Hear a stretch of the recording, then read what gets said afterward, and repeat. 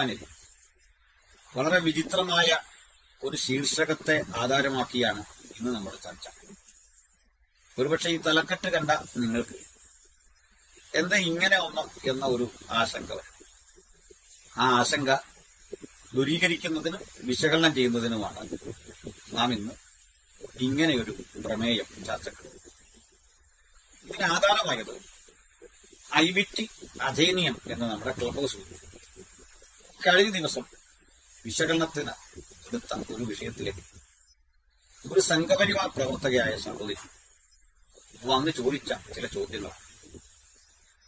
വളരെ ആവേശപുരസ്സരം അവര് ചില ചോദ്യങ്ങൾ ചോദിച്ചപ്പോൾ സഹോദരി എന്നവരെ വിളിച്ചത് അവർക്ക് ഇഷ്ടമായില്ല. അതിന്റെ കാരണം ക്രൈസ്തവർ മറ്റു മനുഷ്യരെ സഹോദരങ്ങളായി കാണാൻ അവർക്ക് സാധിക്കില്ല എന്ന്. ഇത്തര മതങ്ങളിലെ ആളുകളെല്ലാം ഒന്നടങ്കം ചത്ത് നരകത്തിനിരയാക്കുമെന്നും വിഗ്രഹാരാധികളോട് നാക്കു കൊടുക്കാത്തൊരു ദൈവമാണ് നിങ്ങളുടെ ദൈവം. വളരെ വൈകാരികമായി ശോഭിച്ചവർ സംസാരിച്ചു. ഏതായാലും ആ ചർച്ചയിൽ ഞങ്ങൾ മറുപടി കൊടുത്തെങ്കിൽ അവരധികം നേരം ഇരുന്നില്ല. കാരണം അവർ ഇടയ്ക്കിടയ്ക്ക് കയറി സംസാരിക്കുകയും സംഭാഷണം തടസ്സപ്പെടുത്തുകയും ചെയ്തതിനാൽ അത് അനുവദനീയമല്ല എന്ന് പറഞ്ഞപ്പോൾ അവർ തന്നെ പിരിഞ്ഞു. പിറ്റേന്ന് ഞങ്ങൾ ഇത് ചർച്ച ചെയ്യാനായിട്ട് റൂമിട്ടു. അന്നും വന്ന് ഏതാണ്ട് ഇതേ പ്രവണതകൾക്ക് ശേഷം തിരിച്ചു. ആ ചർച്ചയിൽ അവര് പറഞ്ഞ പ്രധാന കാര്യങ്ങൾ യേശുക്രിസ്തു ഒരു തികഞ്ഞ വർഗീയവാദിയാണ്. അതിന് ഉപോത്ബലകമായി അവർ പറഞ്ഞത് ഒരു വിജാതീയ സ്ത്രീ അവരുപയോഗിക്കുന്ന പദമാണ്. യേശുവിന്റെ അരികിലേക്ക് വന്ന് ഒരാവശ്യം ഉന്നയിക്കും. യേശു പറയുന്ന മറുപടി മക്കൾക്കുള്ള അപ്പമെടുത്ത് നായ്ക്കുട്ടികൾക്ക് നൽകാറില്ല. അപ്പൊ ഒരു സ്ത്രീയെ നായ്ക്കുട്ടിയോട് ഉപമിച്ചു. അവരുടെ ജാതിയെ വളരെ നിശിതമായി യേശു ആക്ഷേപിക്കുന്നു, വിമർശിക്കുന്നു എന്ന് പറഞ്ഞു വെച്ചതിന്റെ അർത്ഥം. ഞാന് അതിന് കൃത്യമായ ഒരു ഉത്തരം കൊടുത്തു. രണ്ടാമതായിട്ട് ബൈബിളില് വിജാതീയരെ ഉന്മൂലനം ചെയ്യുന്ന പഴയ നിയമത്തിലെ ചില സിദ്ധാന്തങ്ങളുണ്ട്. വിശേഷിച്ചും പഴയ നിയമത്തിൽ അമാലേക്യരെ സംഹരിക്കാൻ പറയുന്ന ഇടത്ത് കാള, കഴുത, മൃഗങ്ങൾ, മനുഷ്യര്, കുടിക്കുന്ന കുട്ടികൾ, സ്ത്രീകൾ ഇവരൊക്കെ കരുണ കാണിക്കാതെ ഉന്മൂലനം ചെയ്യണമെന്നുള്ള ഒരു പരാമർശം. ഇത്തരം വിഷയങ്ങൾ ചർച്ചയ്ക്ക് കൊണ്ടുവരുമ്പോൾ എല്ലായ്പ്പോഴും ഓർക്കേണ്ടത് ഈ നാസ്തികരായാലും മുസ്ലിങ്ങളായാലും ഇത്തരത്തിലെ സംഘപരിവാരങ്ങളായാലും അവര് എപ്പോഴും എടുക്കുന്നത് പഴയ നിയമത്തിലെ ഒരു രാഷ്ട്രീയ പ്രശ്നത്തെ ഇത് ഒരു നിയമമല്ലെന്നും ഒരു രാഷ്ട്രീയ പ്രശ്നമാണെന്നും അവർക്ക് അറിയാഞ്ഞിട്ടല്ല. മാത്രമല്ല ഇത്തരം നിയമങ്ങളോട്, ഇത്തരം നടപടിക്രമങ്ങളോട് എന്നേക്കുമായി വിട പറഞ്ഞുകൊണ്ട് ഒരു പുത്തൻ ആധ്യാത്മികതയുടെ സരണി വെട്ടിത്തുറന്ന യേശുക്രിസ്തുവിന്റെ പാഠങ്ങൾക്ക് 2000 ആണ്ടത്തെ കാലഘട്ടങ്ങളുടെ പഴക്കമുണ്ടെന്ന്. ഇത് ആരംഭിക്കുമ്പോൾ ഇസ്ലാം ജനിച്ചിട്ട് പോലുമില്ല എന്ന് അറിഞ്ഞിട്ടും ഇസ്ലാമിക ദാവാ പ്രഭാഷകർ അതുപോലെ ഹൈന്ദവ സുഹൃത്തുക്കൾ ഇത്തരം ആരോപണങ്ങളുമായി വരാറുണ്ട്. അപ്പൊ രണ്ട് കാര്യങ്ങളാണ്. ഒന്ന് വയലൻസിനോടുള്ള ക്രിസ്തുവിന്റെ സമീപനം, രണ്ട് യേശു ഒരു വർഗീയവാദിയായി. ഈ രണ്ട് കാര്യങ്ങൾ ഈ ചർച്ചയ്ക്ക് അനന്തരം അത് കേട്ടുകൊണ്ടിരുന്ന ഒരു മാന്യനായ ഒരു സംഘപരിവാർ പ്രവർത്തകൻ എന്നെ വിളിച്ചു. ഞാൻ ജീവിതത്തിൽ ആദ്യോളം സഭ്യമായും മാന്യമായും പ്രതികരിക്കുന്ന ഒരു സംഘപരിവാർ പ്രവർത്തകനെ കാണുന്നത്. കാരണം ഇവർ തുടക്കത്തിൽ വളരെ ശാന്തരായിട്ട് ആരംഭിച്ചു, അവസാനം പൊട്ടിത്തെറിച്ച്. ഞാൻ പരിചയപ്പെട്ട സംഘപരിവാരങ്ങളല്ല, നമ്മുടെ അമ്മയ്ക്കാണ് വിളിക്കുന്നത്. കാരണം അവർക്ക് ഗോമാതാവിനോടാണ് ബഹുമാനം. സ്വന്തം അമ്മയോട് വലിയ ബഹുമാനമില്ല. അതുകൊണ്ട് ഗോമാതാവിനെ പ്രകീർത്തിക്കും, നമ്മുടെ അമ്മയ്ക്കൊക്കെ വിളിക്കും. ആ രൂപത്തിലാണ് അത്ര അശ്ലീലം കൂട്ടിയ തെറി പറഞ്ഞു. ഇതാണ് രീതി. അപ്പൊ ഇദ്ദേഹം അങ്ങനെയല്ല, വളരെ ഒന്നാമത് അദ്ദേഹം വിദ്യാഭ്യാസമുള്ള ആളാണ്. അതിന്റെ ഗുണമൊക്കെ അദ്ദേഹത്തിൽ കാണും. ഒരു ഘട്ടത്തിൽ പോലും അദ്ദേഹം പ്രകോപിതനായില്ല. തന്നെയല്ല നമ്മൾ പറയുന്നത് കേൾക്കാൻ ശ്രമിക്കുന്നു, നമ്മളോട് അദ്ദേഹം സംസാരിക്കുന്നു. ഇങ്ങനെയൊക്കെ എനിക്ക് മാന്യമായിട്ട് തോന്നും. സംഘപരിവാരങ്ങളുടെ ഒരു പ്രത്യേകത, അവരിൽ തന്നെ രണ്ടു തരം പൗരന്മാരുണ്ട്, രണ്ടര ആളുകളുണ്ട്. ഒരു കൂട്ടര് ഇതിന്റെ നേതൃനിരയിൽ പ്രവർത്തിക്കുന്ന, അതിന്റെ സംഘടനാ തത്വം അറിയാവുന്ന ആളുകൾ വളരെ മര്യാദക്കാരായിട്ടാണ് സംഭാഷണത്തിലെ രീതിയിലൊക്കെ ഭയങ്കര മര്യാദക്കാരായി. അതിന്റെ അണികളെ സംബന്ധിച്ചിടത്തോളം അവര് വയലന്റ് ആയിട്ടായിരിക്കും ഇടപെടുന്നത്. അപ്പൊ ഇവർക്ക് പറഞ്ഞു നിൽക്കാൻ പറ്റുന്ന ഒരു കാര്യം, എല്ലാ മതത്തിലും ഇത്തരം വിവരദോഷികളുണ്ടല്ലോ, അതുപോലുള്ള കക്ഷികളാണ് ഇവരെന്നാണ് പറയുന്നത്. പക്ഷെ ഒരിക്കൽ പോലും ഇവരെ നേരെയാക്കാൻ ശ്രമിക്കില്ലെന്ന് മാത്രമല്ല, ഈ പക്വതകൾ വളരെ മൗനമായിട്ട് ഇവരെ പിന്തുണയ്ക്കാറുണ്ട്. ഈ വയലൻസിന് അവര് തത്വത്തിൽ എതിരൊന്നുമല്ല. ഇതൊരു ആക്റ്റാണ്. ഈ നല്ലവരായി ചമയൽ എന്നുള്ളത് ഒരു ആക്റ്റാണ്. അത് ഒരു നല്ലവുള്ള ചമയാൻ അവർക്ക് കിട്ടുന്ന ഒരു അവസരം അവർ കളയുകയാണ്. അതിലെങ്ങനെയാണ് ഞാൻ പറയുന്നൊരു പദം ഞാൻ ആവർത്തിക്കുന്നത്? കടുവയ്ക്ക് സസ്യമുക്കാകാൻ കഴിയില്ല. അതാണ് അവരുടെ രീതി. അപ്പോൾ ഏതായാലും ഞാൻ അദ്ദേഹത്തിന്റെ ഉദ്ദേശശുദ്ധിയെ എതിർക്കുന്നില്ല. നല്ലതെങ്കിൽ നല്ലത്. പക്ഷെ ഞാൻ പരിചയപ്പെട്ടതും വായിച്ചറിഞ്ഞതുമായ സംഘപരിവാരം അങ്ങനെയല്ലല്ലോ.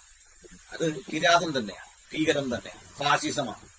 അത് സവർണബോധത്തിൽ അധിഷ്ഠിതമായിട്ട് ഈ രാജ്യത്തിലെ മതന്യൂനപക്ഷങ്ങളെയും ദലിതരെയും മറ്റു പിന്നോക്കരെയും കശാപ്പ് ചെയ്യുന്ന ക്രൂരമായൊരു തത്വസംഹിതയാണ്. അത് പ്രയോഗിക്കാൻ കിട്ടുന്ന യാതൊരു അവസരവും അവർ കളയാറില്ല. അതാണ് സത്യം. ഇനി ഈ ചോദ്യത്തെ ഞാൻ ഫേസ് ചെയ്യാൻ പോവാം. ഒന്നാമതായിട്ട് എന്നോട് ചോദിച്ച ചോദ്യം, ഈ കർത്താവായ യേശു ക്രിസ്തു ഒരു ജാതിവാദിയായിരുന്നു. ആദ്യം മനസ്സിലാക്കേണ്ടത്, ഈ പാലസ്തീനിയൻ പശ്ചാത്തലത്തിൽ അല്ലെങ്കിൽ ജൂത പശ്ചാത്തലത്തിൽ ജാതി എന്നൊരു പ്രയോഗമില്ല. മറിച്ചുള്ളത് അവരുടെ ഗോത്രങ്ങളും അതിന് പുറത്തുള്ള ജനതയും എന്ന നിലയിൽ രണ്ടായിട്ട് അവർ ജീവിതത്തെ കാണും. വാസ്തവത്തിൽ ബൈബിളിന്റെ മലയാള പരിഭാഷയിൽ നമ്മൾ കാണുന്ന ജാതി എന്ന പദത്തിന് എത്നിക് ഗ്രൂപ്പ് എന്നാണ് അർത്ഥം. എത്നിക് ഗ്രൂപ്പ് അത് ഈഴവ എന്നോ മുസ്ലിം എന്നോ ബുദ്ധ എന്നോ ഒന്നും പരിഭാഷപ്പെടുത്താൻ പറ്റിയൊരു പദമാണ്.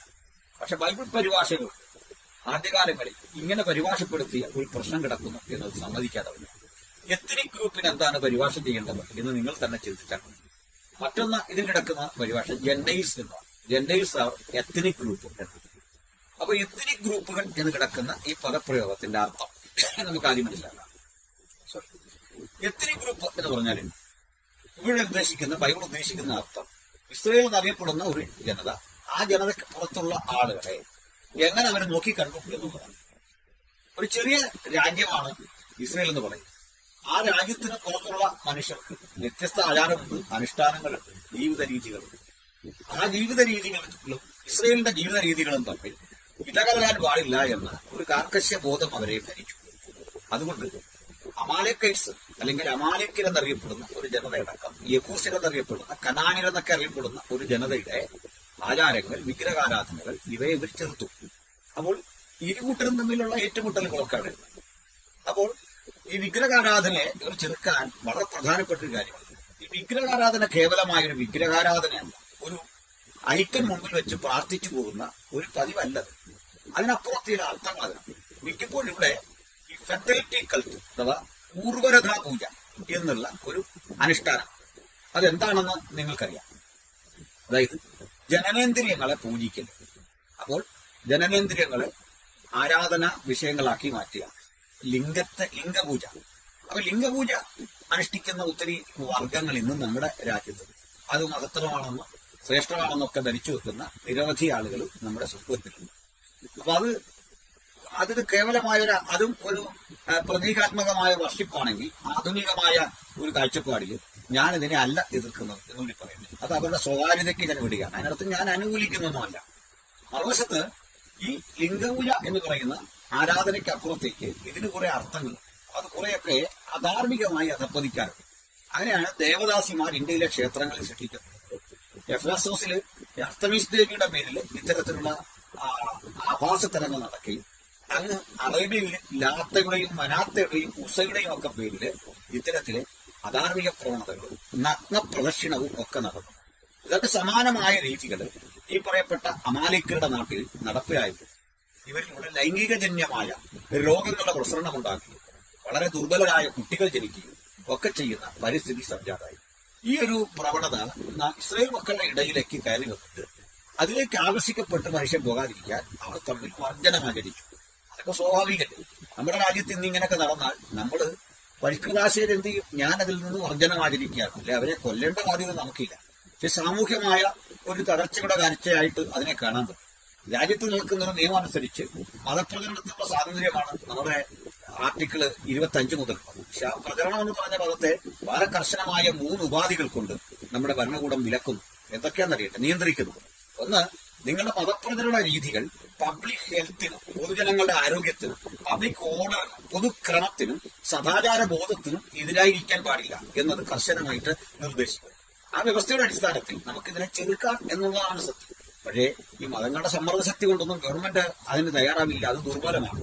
ഈ കോടതിയിൽ നിന്ന് വരുന്നവരുടെ വിധിയിൽ പോലും ഇവർക്ക് അനുകൂലമായി വിചിത്രമാണ് എന്ന് കൂടി പറയട്ടെ. കാരണം ഈ കോടതിയിൽ നിന്ന് വിധി പറയുന്ന പലരും ഏതെങ്കിലും മതത്തിന്റെ ആളുകളായതുകൊണ്ടോ അത് മറ്റൊരു മതസ്ഥരെ തങ്ങൾ ഇങ്ങനെ വിധിയിടുക വഴി പ്രകോപിതരാകുന്നതൊക്കെ ഭയന്നുകൊണ്ട് മതേതരവാദി എന്നുള്ള ആ പേര് തങ്ങൾക്ക് നിലനിർത്തണമെന്നൊക്കെ ഭയന്നുകൊണ്ടൊക്കെ ജഡ്ജിമാര് പലപ്പോഴും വിധി പുറപ്പെടുവിക്കാറുണ്ട്.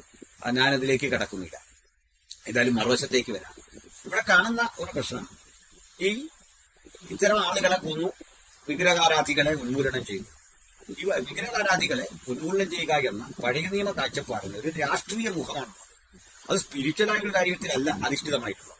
പക്ഷെ ഇതൊരു മതരാഷ്ട്രമായതുകൊണ്ട് അതിലേക്ക് സ്പിരിച്വാലിറ്റി കൂട്ടിച്ചേർക്കുന്നതിന് യാതൊരു തടസ്സമില്ലതാണ്. അത് വ്യാഖ്യാനിക്കുന്നത് തെറ്റല്ല. അത് ആയിരക്കണക്കിന് ആണ്ടുകൾക്കപ്പുറത്തെ ഭൂതകാല സംഭവമാണ്. അത് നമുക്ക് പുതിയ നിയമത്തിലേക്ക് വരുമ്പോൾ അതൊരു ഗോത്രവർഗ വ്യവസ്ഥതയുടെ ഗോത്രാചാരങ്ങളുടെ രീതികളുമായി വളരെ വ്യത്യസ്തമായ ഒരു യൂണിവേഴ്സൽ കാഴ്ചപ്പാടാണ് ക്രിസ്ത്യാനിറ്റി മുമ്പോട്ട്. അതായത് ഇപ്പോൾ കണ്ട പ്രവണതകൾ ലോകത്തിൽ എവിടെ നടന്നാലും ക്രിസ്ത്യാനിറ്റി ഇതിനെ ചെയ്യുന്നത് ആയുധം കൊണ്ട് പ്രയോഗിച്ച് ഉന്മൂലനം ചെയ്യുക എന്നൊരു സിദ്ധാന്തം അതിനില്ല. മറിച്ച് അതിനെതിരെ ബോധവൽക്കരണമാണ്. അതിനാണ് മതപ്രചരണം എന്നുകൊണ്ട് അർത്ഥമാക്കുന്നത്. ഇതാണ് സംഘപരിവാരങ്ങൾക്ക് സഹിക്കാത്തൊരു കാര്യം. അതായത് നിങ്ങൾ ഞങ്ങളുടെ വീടുകളിലേക്ക് വരുന്നു, വന്നിട്ട് നിങ്ങളുടെ വിഗ്രഹം തെറ്റാന്ന് പറയുന്നു, നിങ്ങളുടെ പൂജ തെറ്റാന്ന് പറയുന്നു. അതല്ല, മറിച്ച് ചെയ്യുന്നത് എന്താണ്? ഞങ്ങൾ ഒരു ബോധവൽക്കരണമാണ് നടത്തുന്നത്. നിങ്ങളുടെ ആരാധന തെറ്റാണെന്നല്ല. ഒന്നാമത് ഈ വീടുകളിൽ പോയുള്ള ഒരു മതപ്രചരണ രീതി ക്രൈസ്തവർ ഇന്ന് അവലംബിക്കാറില്ല. അതിന് വേറെ മിഷന് വേറെ സ്ട്രാറ്റജി ഉണ്ട്, വേറെ പദ്ധതികളും മറ്റു രൂപത്തിലാണ് ഇവർ തെറ്റിദ്ധരിക്കുന്നത്. ഒരു വീട്ടിലും പോയി നിങ്ങളുടെ വിഗ്രഹപൂജ തെറ്റാണെന്നൊന്നും പറയട്ടെ ഒരു ബാധ്യതയും ഞങ്ങൾക്കില്ല. അങ്ങനെ ചെയ്യാറില്ല. ഇത് വെറും ഒരു നരേഷനാണ്. ചില നാൾക്ക് മുമ്പ് അത് കണ്ടേക്കാം. ഒരു 10-15 കൊല്ലം മുമ്പ് നിങ്ങൾ അങ്ങനെയുള്ള മനുഷ്യരെയൊക്കെ കണ്ടേക്കാം, ഒറ്റപ്പെട്ട വിധത്തിൽ കണ്ടേക്കാം. പക്ഷെ ഇതൊരു പൊതു രീതിയൊന്നുമില്ല. അങ്ങനെയെങ്കിൽ അതിന് കേസ് എടുക്കത്തില്ലേ? അങ്ങനെ ആളുകളെ കണ്ടുപിടിക്കാമല്ലോ. അങ്ങനെ ഒരു കേസെങ്കിലും റിപ്പോർട്ട് ചെയ്തിട്ടുണ്ടോ? അത് സാധിക്കുന്ന കാര്യമില്ല. അപ്പൊ പറ്റുന്ന എന്താന്ന് വെച്ചാല് നമ്മളിപ്പോ ആദിവാസികളും അല്ലെങ്കിൽ ഗോത്രവർഗ ജനത പലത് ഇവരുടെ ഇടയിലേക്കൊക്കെ ചെന്നാൽ അവിടെ ഈ പറയപ്പെട്ട തരത്തില് ഒത്തിരി വൃത്തിഹീനങ്ങളായ ആരാധന രീതികൾ നടപ്പാക്കാറുണ്ട്. അതിൽ കുറെയൊക്കെ ഈ ഫെർട്ടിലിറ്റി കൾട്ടുമായി ബന്ധപ്പെട്ടൊക്കെ ഉള്ളതാണ്. അവരെ പുരോഗമനാശയത്തിലേക്ക് കൊണ്ടുവരാൻ വേണ്ടിയിട്ട് ഞങ്ങൾ അതിന്റെ തിന്മകളെ കുറിച്ച് ബോധവൽക്കരിക്കാറുണ്ട്, അതിനെ ചെറുക്കാറുണ്ട്. ക്രമേണ അവർക്ക് അറിവും ബോധ്യമൊക്കെ വന്ന ശേഷം അവര് ജീവിത യാഥാർത്ഥ്യങ്ങളുടെ വഴിയിലൂടെ സഞ്ചരിക്കാറുണ്ട്. അപ്പൊ ഞങ്ങൾ പ്രധാനമായിട്ടും അവർക്ക് ഉദ്ദേശിക്കുന്നത് വിദ്യ കൊടുക്കുക എന്നുള്ളതാണ്, അറിവ് കൊടുക്കുക എന്നുള്ളതാണ്. ക്രിസ്ത്യാനിറ്റിയുടെ ലക്ഷണം തന്നെ വിദ്യയിലൂടെയാണ്, അറിവിലൂടെയാണ് ഞങ്ങൾ ഗോസ്പൽ പങ്കിടുന്നത്. അതുകൊണ്ടാണ് പള്ളിയുടെ ഇരുന്നുള്ള പള്ളിക്കൂടം എന്നൊരാശയം സമൂഹത്തിന്റെ മുമ്പിൽ അവതരിപ്പിക്കാൻ കഴിയും. അല്ലാതെ ഇത്തരത്തിൽ നിങ്ങൾ തെറ്റിദ്ധരിച്ച പോലെയല്ല.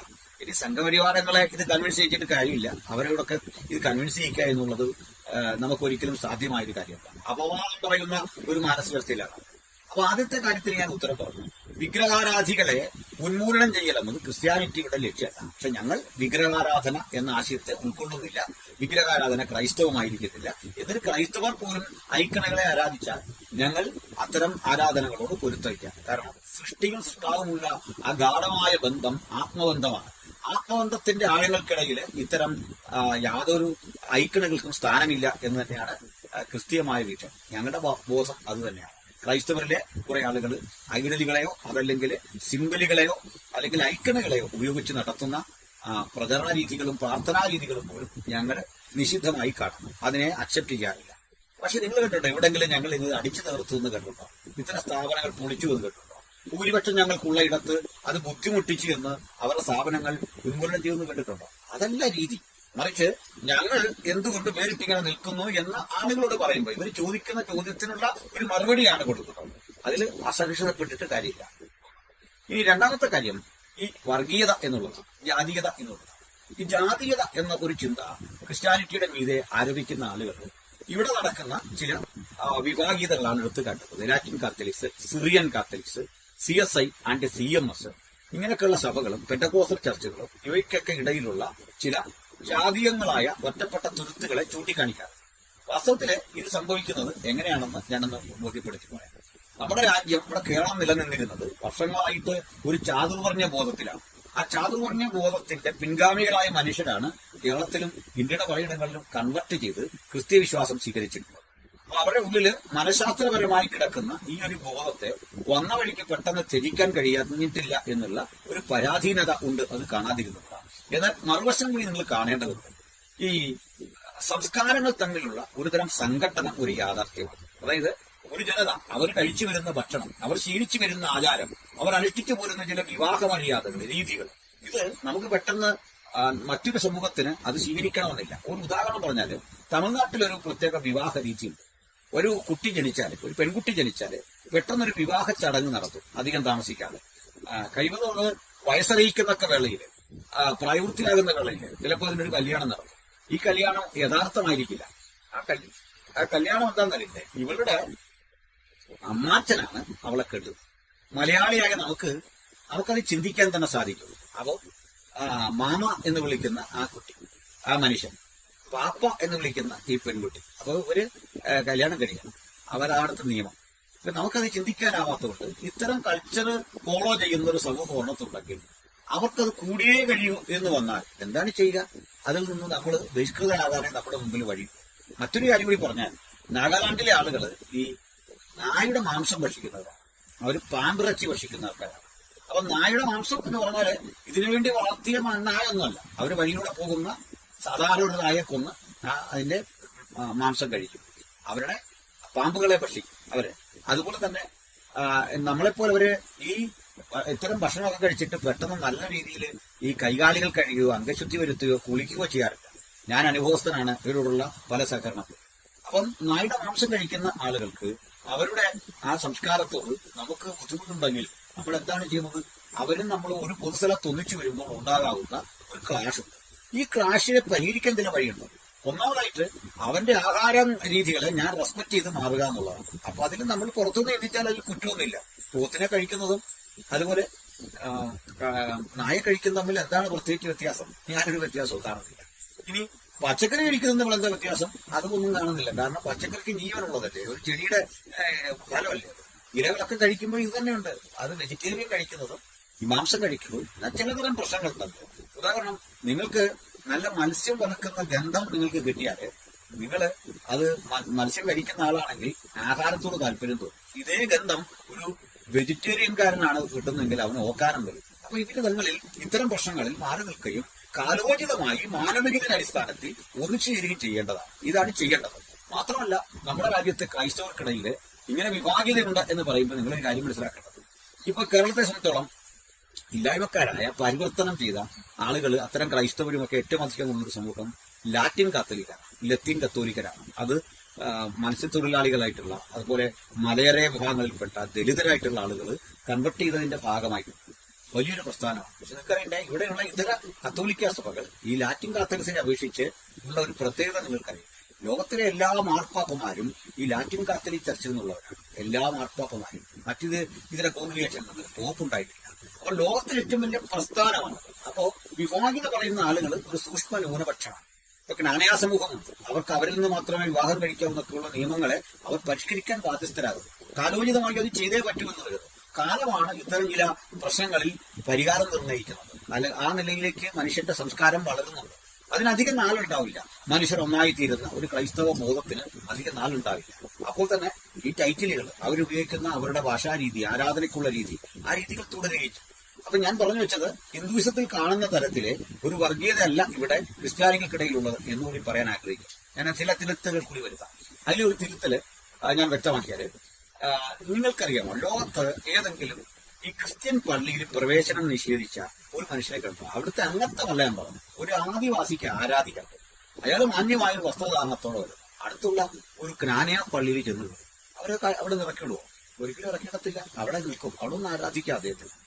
ഏറ്റവും പ്രധാനപ്പെട്ട ഈ ലോകത്തിലെ ഏത് പള്ളികളിലും മാന്യമായ വസ്ത്രധാരണത്തിൽ ആർക്കും പ്രവേശനമാണ്. അത് പള്ളിയുടെ ഒരു അന്തസ്സ് സൂക്ഷിക്കണം. നമുക്ക് വൃത്തിഹീനമായ രീതിയിൽ ഒരു അത്തരം സ്ഥലത്തേക്ക് പോകാനായിട്ട് കഴിയില്ല. എന്നാൽ അവിടെ ജാതിയോ മതമോ ഒന്നും വിഷയമല്ല. ആരാധനയുടെ ഭാഗമാണ് ഒന്നത്. രണ്ടാമത്തെ കാര്യം, ഇനി അതങ്ങ് വിടുക. ഈ ക്രൈസ്തവ സഭകളിൽ ഈ പറഞ്ഞ സിറിയൻ കത്തോലിക്ക സഭകളുണ്ട്. അവിടെ എത്ര കൺവെർട്ട് ചെയ്ത മനുഷ്യരവിടെ കൂടും. കമ്മിറ്റികളിൽ അംഗത്വം എടുത്തിട്ട് അവരുടെ കൂടുന്നുണ്ട്, പ്രവർത്തിക്കുന്നു. മറ്റു ചില കാര്യങ്ങളിൽ അവർ തമ്മിൽ പ്രശ്നങ്ങളൊക്കെ ഉണ്ടാകാം. പക്ഷേ അവിടെ ഇത്തരത്തിൽ നിങ്ങളുടെ സാമീപ്യം അവരെ അസഹ്യപ്പെടുത്തുന്ന ഒരു കഥയൊന്നുമല്ല, ഒരു സംഭവമൊന്നുമല്ല. ഇനി എന്റെ തിരിച്ചൊരു ചോദ്യം, ശ്രീ യേശുദാസൻ എന്തുകൊണ്ട് ഗുരുവായൂർ പ്രവേശനമില്ല? കാലമിത്രമായിട്ടും പ്രവേശനമില്ല. എന്താണത്? ഈ സംഘപരിവാർ ശക്തികൾ ഇതല്ലേ പറയണ്ടേ? ഇതിനൊരു മറുപടി പറയണ്ട. ഇതില്ല നിങ്ങൾക്കിടയിലെങ്കിൽ നിങ്ങൾ ക്രിസ്ത്യൻസിനെ വിമർശിക്കുന്നതിൽ അർത്ഥമുണ്ട്. അപ്പൊ ഇവിടെ വന്നിട്ട് ഈ സഹോദരി പറയുന്നത് വിഗ്രഹാരാധികളുമായിട്ട് യാതൊരു സമ്പർക്കവും ഇല്ലാത്ത അവരെ നരകത്തിൽ വിടുന്ന ദൈവമാണ് യേശു. രണ്ടാമത് പറയുന്നത്, ഈ ജ്ഞാനിയ സ്ത്രീയോട് എന്താണ് പറഞ്ഞത്? നീ നായ്ക്കൾക്കുള്ള മക്കൾക്കുള്ള അപ്പോഴത്തെ നായ്ക്കൾക്ക് കൊടുക്കില്ല എന്ന് അവിടെ നായാക്കി ചിത്രീകരിച്ചു. ഞാൻ അതിന് ഉത്തരവെങ്കിലും പറഞ്ഞില്ല. അവിടെ പറഞ്ഞ് നമുക്ക് അവസാനിപ്പിക്കാം. കർത്താവായ യേശുക്രിസ്തു ഈ പറഞ്ഞ സംഭവം, ഈ സംഭവം പൂർണ്ണമായ അർത്ഥത്തിൽ വായിക്കാത്ത ഒരു പ്രശ്നങ്ങളുണ്ട്. ഇതാണ് ഇവിടെ നടക്കുന്ന ഒരു പ്രധാന വിഷയം. നാസ്തികരാകട്ടെ മറ്റു മനുഷ്യരാകട്ടെ ഇവരെല്ലാം ചെയ്യുന്നത് ബൈബിളിന്റെ ഒരു ഭാഗിക വായനയിലൂടെ ഒരു അവരുടെ ഒരു നിഗമനത്തിലേക്ക് ചെന്നത്. വളരെ ബാലിഷ്യമാണ് ഇവരുടെ പലരെയും വിമർശനം. അതിലൊന്നും ഇങ്ങനെയാണ്. ഈ ഭാഗികമായ ആ കാഴ്ചപ്പാട് എന്താണെന്ന് അതിന്റെ ഈ സംഭവം വായിക്കുക. ഒരു സ്ത്രീ വരും, അവരുടെ ആവശ്യങ്ങൾ പറയും. അവർ ആവശ്യം വരുമ്പോ പറയുമ്പോൾ ഈ ആഢ്യത്വം വെച്ച് കൊടുക്കും. ജാതീയമായ ആഢ്യത്വം അല്ലല്ലോ, അങ്ങനെ ചിന്തല്ല അവിടെ ഉള്ളത്. ഇന്ത്യക്ക് പുറത്ത് ജാതീയ ആഢ്യത്വമല്ല. നിറത്തിന്റെ പേരിലുണ്ട്, അറിവിന്റെ പേരിലുണ്ട്, സ്ഥലങ്ങളുടെ പേരിലുണ്ട്. ജൂതനും തമ്മിൽ ഗലീലിയായിലെ ജൂതനും യെരുസലേമിലെ ജൂതനും എന്ന് പറഞ്ഞ വിവാഹിതയൊക്കെ ശക്തമാണ്. അങ്ങനെ നിൽക്കുന്ന ഇടയിൽ നിന്ന് യേശു നെറുക്കിയെടുത്ത ആൾക്കാരാരാണ്? അവരിലെ അർത്ഥപ്പട്ടിണിക്കാരായ മനുഷ്യരെയാണ്. ധനാഢ്യനെയല്ല തിരഞ്ഞെടുക്കുന്നത്. അന്ന് പറഞ്ഞ ധനാഢ്യനായിട്ടുള്ള നിക്കോദിമോസിനെ ഒഴിവാക്കുകയാണ് തന്റെ ആ ഗ്രൂപ്പിൽ നിന്ന്. നിങ്ങൾ യോഹന്നാന്റെ സുവിശേഷം 2-ാം അധ്യായം പരിശോധിച്ചാൽ അവിടെ വരുന്ന ഈ മനുഷ്യനെ പറഞ്ഞ് 3-ാം അധ്യായം പരിശോധിച്ചാൽ അത് അവിടെ കാണുന്നുണ്ട്. ഇത്രയും ധനാഢ്യനായ ഒരു മനുഷ്യനെ നീ അങ്ങനെ പറഞ്ഞു വിട്ടിട്ടാണ് പത്രോസിനെ പോലെ ഒരു സാധാരണ മനുഷ്യനെ തിരഞ്ഞെടുത്തത്. അങ്ങനെയുള്ള മനുഷ്യനെ ഗലീലിയായുടെ പരിസരത്തും തിരഞ്ഞെടുക്കുന്നത്. ഗലീലിയൻ എന്നാണ് യേശു ക്രിസ്തു പോലും അറിയപ്പെടുന്നത്. പക്ഷേ യേശു ജന്മം കൊണ്ട് ഒരു രാജകുലത്തിൽപ്പെട്ട ആളാണ്. അപ്പോ ഒരു ഡേവിഡിക് ഡൈനസ്റ്റിയിൽപ്പെട്ട കർത്താവായ യേശു ക്രിസ്തു തന്റെ ജീവിതത്തിൽ തിരഞ്ഞെടുത്ത ആ മേഖല തന്നെ എത്ര ഇല്ലായ്മക്കാരുടെ ഇടയിലാണെന്ന് നിങ്ങൾ ചിന്തിച്ചാൽ അവിടുത്തെ പ്രവൃത്തിക്ക് ആരംഭം കുറിക്കും തന്നെ ദരിദ്രരിൽ ദരിദ്രനായ ഒരു മനുഷ്യന്റെ വീട്ടിലെ കല്യാണ പരിപാടികൾക്കിടയിൽ നിന്ന്. അപ്പൊ ഞാൻ ഇത്രയൊക്കെ പറഞ്ഞ് ആ ഭാഗം ഇതിന്റെ വിശകലനം ചുരുക്കുന്നു. പ്രിയപ്പെട്ടവരെ പറയട്ടെ, ആ സംഭവം തീരുന്ന ഇടത്ത് ഇത്തരം അഹന്ത കൊണ്ട് നിൽക്കുന്ന ഒരു ജനതയോട് പറയാണ്, സത്യത്തില് നിങ്ങൾക്ക് എന്നെ അറിയേണ്ടതാണ്. നിങ്ങൾ ഞാൻ ആരാണെന്ന് ബോധ്യപ്പെടേണ്ടതാണ്. എന്റെ അരികിലേക്ക് ഇങ്ങനെ വരുന്നത് നിങ്ങളല്ല. നിങ്ങൾ വരുന്നത് തർക്കിക്കാനാണ്. നിങ്ങൾ വരുന്നത് എന്നെ വാക്കുകളാൽ ഒഴുക്കിലാക്കാൻ. നിങ്ങൾ വരുന്നത് കല്ലെറിയാനാണ്. നിങ്ങൾ വരുന്നത് തച്ചന്റെ മകനെന്ന് വിളിക്കാനാണ്, ആക്ഷേപിക്കാനാണ് നിങ്ങൾ എന്റെ അരികിലേക്ക് വരിക. പക്ഷെ ഈ സ്ത്രീയോട് ഞാനിപ്പോ പറഞ്ഞ വാക്ക് കേട്ടിട്ട് അവൾ യജമാനനെ നായ്ക്കുട്ടികളും ഇങ്ങനെ ഭക്ഷിച്ചു വരുന്നു എന്ന ഒരു പദപ്രയോഗമുണ്ട്. എവിടെയാണ് നിൽക്കുന്നത് നിങ്ങൾക്കറിയില്ലേ? അപ്പൊ ഞാനീ പറഞ്ഞു വന്നതിന്റെ ഒരു മാനദണ്ഡം ഇങ്ങനെയാണ്. നായ്ക്കുട്ടി എന്ന് വിശേഷിപ്പിച്ച് അവളെ ഒതുക്കുകയല്ല, അത് തീരുന്ന ഇടത്ത് പറയാറ് ഇവളുടെ വിശ്വാസം എത്ര വലുതാണ്. അവളിലേക്ക് നോക്കുക. ആ കഥാതന്തുവിനെ വികസിപ്പിച്ചെടുത്തിട്ട് ക്രിസ്തുവിലേക്ക് ഇവളിലേക്ക് തന്നെ സകല മനുഷ്യന്റെയും ശ്രദ്ധ കൊണ്ടുവരത്തക്ക വിധം ഇത്തരത്തിലെ വിവാദീയ ചിന്തയ്ക്ക് തടയിട്ടുകൊണ്ട് കൃത്യതയാർന്ന നിലപാടെടുക്കുകയാണ് യേശു. അല്ലാതെ അവൾക്കിത് കൊടുക്കൂല എന്ന് പറഞ്ഞു വിടുന്നതാണ് വർഗീയത. മറിച്ച് അവളെ ജീവിതത്തിൽ ഏറ്റവും കാര്യമായി ഉൾക്കൊണ്ടിട്ട് അവളെ തന്നെ പ്രൊജക്ട് ചെയ്തിട്ട് അവളെ തന്നെ അവതരിപ്പിച്ചുകൊണ്ട് ക്രിസ്തു ആ തന്റെ മുഴുവൻ ജനാവലിയെയും ആ ഓഡിയൻസിനെയും പിന്നെ തന്റെ ശബ്ദം കേൾക്കാനിരിക്കുന്ന കോടിക്കണക്കിനായ ഇന്നത്തെ മനുഷ്യരാശിയെയും ഈ സ്ത്രീയിലേക്ക് ശ്രദ്ധിച്ചിട്ട് പറയുകയാണ്, ഇതാണ് ഫെയ്ത്ത്. എന്താണ്? ഞാൻ അവളെ വിമർശിക്കുന്നു, ഞാൻ അവളിലേക്ക് വളരെ പരീക്ഷാപൂർവ്വം ചില വാക്കുകൾ തൊടുത്തുകൊണ്ട്. നമ്മളിത് സ്വാഭാവിക രീതിയിൽ ചെയ്യുന്നതാണ്. കുട്ടികളോട് ഇങ്ങനെ ചെയ്യാറുണ്ട്. ഇപ്പൊ കുട്ടികളോട് നമ്മൾ പറയാണ്, ഞാൻ ഇന്ന് നിങ്ങളുടെ PTA വരുന്നില്ല, നിനക്ക് മാർക്കൊന്നുമില്ല, എനിക്കവിടെ ഒന്ന് നാണം കെടാൻ വയ്യ. അവനെ എന്തെല്ലാം പറയുന്നു. പക്ഷെ ആ വിഷമിച്ചു പോകുന്ന കുട്ടിയെ അത്ഭുതപ്പെടുത്തിക്കൊണ്ട് അപ്പനും അമ്മയും വളരെ നേരത്തെ ചെല്ലുമ്പോൾ അവന് കിട്ടുന്ന ഒരു ആശ്വാസം. എന്നതുപോലെ സ്വന്തം സൃഷ്ടിയായ ഈ ധനാന്യ സ്ത്രീയെ നായ്ക്കുട്ടി എന്ന് വിളിച്ചതിനകത്ത് ഒരു അപാകതയും ഞാൻ കാണുന്നില്ല. അത് തീരുന്ന ഇടത്ത് എങ്ങനെയാണ് സംസാരിക്കുന്നത്? കർത്താവായ ഇത്ര വലിയ വിശ്വാസമുള്ള ഒരു സ്ത്രീ. നിങ്ങൾ എന്താണ് കഥ പാതി കണ്ടിട്ട്, ഈ ചിന്ത പാതി കണ്ടിട്ട് ഒരു നിഗമനത്തിലെത്തി അഭിപ്രായം പറയുമ്പോൾ ഞാൻ പുരാണങ്ങളിൽ നിന്ന് നിങ്ങളുടെ ആധികാരിക കൃതിയിൽ നിന്നൊക്കെ ഇതിന് മറുപടി പറഞ്ഞു. ഈ മറുപടിയിലാണ് എന്റെ ആ വിളിച്ച രണ്ടാമത്തെ സുഹൃത്ത് ചില വിശദീകരണങ്ങൾ ആവശ്യപ്പെടുകയും ഞാൻ കൊടുക്കുകയും ചെയ്തു. ഏതായാലും ഇന്ന് ഈ വാക്കൽ കേൾക്കുന്ന പ്രിയപ്പെട്ടവർ മനസ്സിലാക്കുക, കർത്താവായ യേശുക്രിസ്തു ഒരുതരം വർഗീയതയ്ക്കും ഒരുതരം വിവാഹിതയ്ക്കും അടിപ്പെട്ടവരല്ല. പിന്നീട് വന്ന സുവിശേഷകരാകട്ടെ അവർ ചിലരില് ഇത്തരത്തിലെ ഒരു യഹൂദ സ്പിരിറ്റ് നിലനിൽക്കെ വളരെ കർശനമായി അതിനെ നേരിടുന്ന സെയിന്റ് പോളിനെ പോലെയുള്ള പ്രവാചക ശ്രേഷ്ഠന്മാരെ അല്ലെങ്കിൽ അതിന്റെ പ്രചാരകരെ നമുക്ക് കാണാനായിട്ട് സാധിക്കും. ലോകത്തിന്റെ എല്ലായിടങ്ങളിലും ക്രിസ്ത്യാനിറ്റി സ്വാധീനം ഉറപ്പിച്ചത് അതിന്റെ സ്നേഹാധിഷ്ഠിതമായ ആ വീക്ഷണം കൊണ്ടാണ്. അതിന്റെ ആ രീതി അങ്ങനെ തന്നെയാണ്. ഇന്ന് നമ്മുടെ രാജ്യത്തിലെ കോളനികൾ, നമ്മുടെ രാജ്യത്തിലെ ആദിവാസി മേഖലകൾ, അവിടുന്നൊക്കെ കർവാപ്പസി എന്ന് പറഞ്ഞു പോകുന്ന നമ്മുടെ പ്രിയപ്പെട്ട സംഘപരിവാർ സുഹൃത്തുക്കളുണ്ട്. നിങ്ങൾ കാണുക, നിങ്ങൾക്ക് ചൂണ്ടിക്കാണിക്കാൻ സാധിക്കുമോ? ആ ജനങ്ങളെ ഞങ്ങളുടെ മക്കൾ കിട്ടിയപ്പോൾ അവരുടെ സാംസ്കാരിക നിലവാരം മാറി, അവരുടെ വിദ്യാഭ്യാസ രീതികൾ മാറി, അവരിൽ നിന്ന് ഡോക്ടേഴ്സ് ഉണ്ടായി, എഞ്ചിനീയേഴ്സ് ഉണ്ടായി. ഞാൻ ഈ വസ്തുതയൊക്കെ പറഞ്ഞപ്പോൾ എന്റെ പ്രിയപ്പെട്ട ആ സുഹൃത്ത് പറഞ്ഞൊരു കാര്യമുണ്ട്. രാഷ്ട്രപതി മുർമുവിനെയാണ് അവർ തത്തുല്യമായിട്ട് എടുത്തു കാട്ടുന്നത്. ഇതൊക്കെ നമ്മൾ എത്രയോ കേട്ടിരിക്കുന്നു, എത്രയോ കണ്ടിരിക്കുന്നു. ഇങ്ങനെ ഒരാളെ ആക്കിയില്ലെങ്കിലും BJPക്കൊന്നും വരാനില്ല, പക്ഷെ എന്തിനാക്കി എന്ന് ചോദിച്ചു. എന്തിനാക്കിയും ഞാനൊരു മറുപടി പറഞ്ഞു. ആ മറുപടി നിങ്ങൾ കേൾക്കേണ്ടതാണ്. ഈ മുസ്ലിം ലീഗില് UC രാമൻ എന്ന് പേരായിട്ടുള്ള ഒരു മനുഷ്യൻ, എന്തിനാണ് മുസ്ലിം ലീഗില് ഒരു UC രാമൻ എന്നറിയുന്നത്?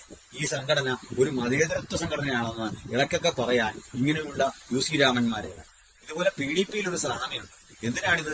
ഞങ്ങള് എല്ലാ മനുഷ്യരും ഉൾക്കൊണ്ടുപോകുന്നു, ആ സ്വാമിയാണ് തെളിവെന്ന് പറയാൻ ഇങ്ങനെ കുറെ ആളെ. ഇങ്ങനെ BJP ചില വിദ്യകൾ നമ്മുടെ രാജ്യത്ത് ചെയ്യുന്നുണ്ട്. ക്രിസ്തുവിനെയും അവിടുത്തെ സുവിശേഷത്തെയും നിങ്ങൾ ഈ രൂപത്തിൽ കാണരുത്. ഞാൻ തിരിച്ചൊരു ചോദ്യം ചോദിച്ചു. ഇന്ത്യ മഹാരാജ്യത്ത് എവിടെങ്കിലും ഒരു ആദിവാസി അല്ലെങ്കിൽ ഒരു ദളിതൻ, അയ്യോ വേണ്ട, നിങ്ങൾ ഒരു ഈഴവ സുഹൃത്ത് എവിടെങ്കിലും തന്ത്രവിദ്യ ചെയ്യുന്ന നിങ്ങൾക്കറിയാമോ? എവിടെങ്കിലും കേട്ടിട്ടുണ്ടോ? അതില്ല. എന്നാൽ നിങ്ങൾ ഓർക്കുക, നമ്മുടെ സമൂഹത്തില് ക്രൈസ്തവരായ എത്ര ആളുകൾ, ഇന്ത്യ മഹാരാജ്യത്തിലെ ഏറ്റവും ഭൂരിപക്ഷം വരുന്ന ക്രൈസ്തവരും മതപരിവർത്തനം ചെയ്ത ക്രൈസ്തവർ തന്നെയാണ്. അവർ മറ്റു പിന്നോക്കരോ ഇല്ലായ്മക്കാരായ ആളുകളോ ദളിതരോ ആദിവാസികളോ ഒക്കെ തന്നെയാണ്. അവർ സമൂഹത്തിന്റെ മുൻനിരയിൽ തന്നെ എത്തിയിട്ടുണ്ട്. സാംസ്കാരികമായി, സാമ്പത്തികമായി, സാമൂഹ്യമായി എത്തിച്ചേർന്നിട്ടുണ്ട്. അങ്ങനെ മനുഷ്യനെ അവന്റെ എല്ലാത്തരം പരിമിതികളിൽ നിന്നും സമഗ്രമായ മാറ്റത്തിന് വിധേയമാക്കുന്ന വലിയ വിപ്ലവത്തിന്റെ ശബ്ദമാണ് ഈ സുവിശേഷം. സുവിശേഷം കേവലമായ ആത്മരക്ഷയുടെ പ്രകാശനമല്ല. ഒരു കാര്യം കൂടെ ഒന്ന് ഓർമ്മപ്പെടുത്തട്ടെ. വിഗ്രഹാരാധികൾക്കും മറ്റു മനുഷ്യർക്കുമെല്ലാം നരകം വിധിക്കുന്ന വിദ്യയാണ് ഞങ്ങൾ പ്രചരിപ്പിക്കുന്നത് എന്ന രൂപേണ ആ പെൺകുട്ടി സംസാരിച്ചു. ഞങ്ങൾ സംബന്ധിച്ചോളം ഒരു കാര്യം പറയാം, നരകം ആർക്ക് ദൈവം കൊടുക്കുമെന്നുള്ള ഒരു പ്രചാരണമല്ല സുവിശേഷം. നിങ്ങൾ നരകത്തിൽ പോകുമെന്നുള്ള ഒരു പ്രഭാഷണവുമല്ല സുവിശേഷം. പ്രഭാഷണത്തിന്റെ ലക്ഷ്യം, ആ പഠിപ്പിക്കേണ്ട ലക്ഷ്യം നിങ്ങളെ നരകത്തിൽ വിടുകയോ വിടാതിരിക്കുകയോ എന്നുള്ളൊരു പദ്ധതിയെ പറ്റിയുമല്ല. നിങ്ങൾ ആരായിത്തീരണം, എന്തായിത്തീരണം, എങ്ങനെയായിത്തീരണം, നിങ്ങളുടെ പാപവഴികളോട് വിട പറഞ്ഞുകൊണ്ട് ആദർശനിഷ്ഠയുള്ള ഒരു ജീവിതം സമൂഹത്തിന് മുമ്പിൽ കാഴ്ചവെക്കാൻ, ഈ ഭൂമിയിൽ ഒരു മനോഹര ജീവിതം കാഴ്ചവെക്കാൻ, ആദർശാധിഷ്ഠിതമായ ഒരു ദൈവരാജ്യത്തിന്റെ സാമീപ്യം നിങ്ങൾക്ക് തിരിച്ചറിയാൻ നോക്കണം. അത് ഉലകത്തെ പഠിപ്പിച്ച് ബോധ്യപ്പെടുത്തിയെടുത്ത ഒരു മഹത് ചിന്തയാണ് സുവിശേഷം. ആ സുവിശേഷത്തിന് കാരണഭൂതനായ യേശുക്രിസ്തുവിനെ ഈ വാക്കിൽ കേൾക്കുന്നവരുടെ നടുവിൽ ഒരിക്കൽ കൂടി ഉയർത്തിക്കാണിച്ചുകൊണ്ട് അവിടുത്തെ രക്ഷ, അവിടുത്തെ വിമോചനം അത് സാർവത്രികമാണെന്നും എക്കാലഘട്ടത്തിലുമുള്ള മനുഷ്യരാശിക്ക് സ്വീകരിക്കാൻ പറ്റിയ ഉദാത്തമായ ആശയമാണ്. അത് സോക്രട്ടീസിന്റെ ആശയങ്ങളോടോ പ്ലേറ്റോയുടെയോ ഗാന്ധിജിയുടെയോ മുഹമ്മദിന്റെയോ മറ്റേതെങ്കിലും ദാർശനികരുടെ ആഗ്രഹങ്ങളും ആവശ്യങ്ങൾക്കുമൊക്കെ അപ്പുറത്ത്, ആ സ്വപ്നലോകങ്ങൾക്ക് അപ്പുറത്ത് പ്രായോഗികതയുടെ അല്ലെങ്കിൽ യാഥാർത്ഥ്യബോധത്തിന്റെ നിലവാരം കാത്തു സൂക്ഷിച്ച് ഇന്നും സൂക്ഷിച്ചുകൊണ്ടിരിക്കുന്ന ഏറ്റവും പ്രായോഗികമായ പരിവർത്തനത്തിന്റെ ഇടമാണ് ആ ദൈവരാജ്യം എന്ന് ഞാൻ പറഞ്ഞുകൊള്ളട്ടെ. ദൈവരാജ്യം നിങ്ങളുടെ ഇടയിൽ തന്നെ ഉണ്ട് എന്ന് യേശുക്രിസ്തു പഠിപ്പിച്ചത് അവിടെയാണ്. സ്വർഗീയമായ ആ ദൈവതേജസ്സിന്റെ ആ സാന്നിധ്യം, ആ സ്വർഗീയമായ ഇടപെടലിന്റെ, ദൈവികമായ ഇടപെടലിന്റെ ആ സാന്നിധ്യം, ആ സേവന മനോഭാവം, ആ തൽപരത, സ്നേഹം, പരിഗണന, ഇതെല്ലാം ഉൾക്കൊള്ളുന്ന ഒരു ആദർശ ലോകമാണ് അത് മുമ്പോട്ട് വെക്കുന്നത്. അതിൽ എവിടെങ്കിലും ക്രിസ്ത്യാനിത്വം പരാജയപ്പെട്ടിട്ടുണ്ടെങ്കിൽ അത് ക്രിസ്തുവിന്റെ പരാജയമല്ല. ആ പരാജയം ക്രിസ്തുവിലേക്കുമല്ല അടിച്ചേൽപ്പിക്കേണ്ടത്. ജാതിയുടെ, മതത്തിന്റെ, വർഗബോധത്തിന്റെ തെറ്റായ ഇടനാഴികളിലൂടെ സഞ്ചരിച്ച് നിങ്ങൾ ശീലിച്ചെടുത്ത അത്തരം കിട്ടാതെ പോയ ആ ശ്വാസോച്ഛ്വാസം, നിങ്ങൾ അനുഭവിക്കുന്ന ആ വലിയ ശ്വാസമുട്ടല്, അതിന് ഒരിക്കലും കാരണം യേശുക്രിസ്തുവല്ല. അവിടുന്ന് എല്ലാ മനുഷ്യരെയും സ്നേഹിക്കും, എല്ലാവരെയും ഉൾക്കൊള്ളും. അതുകൊണ്ടാണ് അക്കാലഘട്ടത്തിൽ തന്നെ ഇത് തെളിവുകളുണ്ട്. കാലഘട്ടത്തിൽ തന്നെ ഷണ്ണനെ പോലുള്ള വിജാതീയന്മാര് യേശുക്രിസ്തുവിനെ സ്വീകരിച്ചിട്ടുണ്ട്. ഇവിടെ ഞാൻ വിജാതീയൻ എന്ന് ഉദ്ദേശിച്ചത് മറ്റൊരു രാഷ്ട്രക്കാരൻ എന്നാണ്, ഈ കുട്ടി പറഞ്ഞതുപോലെയല്ല. അതുകൊണ്ട് ബൈബിളിൽ കാണുന്ന ജാതി എന്ന പദം നിങ്ങളെ ഒരു തരത്തിലും ഇവിടെ കാണുന്ന വിധത്തിൽ ഇന്ത്യക്കാരൻ വർഷങ്ങളായിട്ട് ഇവിടെയുള്ള മനുഷ്യരെ കണ്ട് കുറിച്ച് സങ്കല്പിച്ച വിധത്തിലേക്ക്, അല്ലെങ്കിൽ മനുസ്മൃതിയും മറ്റും പടച്ചുവിട്ട ഇവിടുത്തെ വേദങ്ങളും ഇവിടുത്തെ ചിന്തകന്മാരും ഒക്കെ മുമ്പോട്ട് വെച്ച മൃഗീയമായ, ഹീനമായ മനുഷ്യത്വ നിഷേധത്തിന്റെ വഴിത്താരയിലൂടെ ഈ പദത്തെ വീക്ഷിക്കരുത്. ഒരു രാഷ്ട്രത്തിന് പുറത്തുള്ള ജനതയെ അഡ്രസ് ചെയ്യാൻ അവരുപയോഗിച്ച ഒരു സാങ്കേതിക പദം എത്തിനിക്. യേശു ആ ജനതയിൽപ്പെട്ട ഒരു സ്ത്രീയെ കണ്ടിട്ട് പറഞ്ഞു, ഇതാ ഞാൻ മക്കൾക്കുള്ളതാണ് കരുതുന്നത്, നീ ഇത് ചോദിക്കുന്നത് എന്തർത്ഥം? അവൾ തന്റെ അവകാശം ഉറപ്പിച്ചുകൊണ്ടുവന്ന് പറയുമ്പോൾ അവളെ നായ്ക്കുട്ടിയെ പോലെയോ വേലക്കാരിയെ പോലെയല്ല, തന്റെ ചുറ്റും കിട്ടിനിന്ന ആ ഓഡിയൻസിനെ, ആ സദസ്സിനേക്കാൾ മുകളിലാണ് അവളുടെ സ്ഥാനം, ശ്രേഷ്ഠയാണ് അവൾ എന്ന് സ്ഥാപിച്ചെടുത്ത മഹത്തരമായ ആ ചിന്തയുടെ പേരാണ് സുവിശേഷം. ആ ചിന്തയുടെ വിളംബരം ഞങ്ങൾ ഒരിക്കൽക്കൂടി ആവിഷ്കരിച്ചുകൊണ്ട് ധന്യനായ യേശുക്രിസ്തുവിന്റെ ആ നിസ്തുല്യ ജീവിതം, മനോഹരമായ ജീവിതം നമുക്ക് മാതൃകയാക്കാൻ, പഠിക്കാൻ അവിടുന്ന് കരുത്തും ഊർജ്ജവും ബലവും നൽകട്ടെ എന്ന പ്രാർത്ഥനയിൽ ഉപസംഹരിക്കുന്നു. നന്ദി.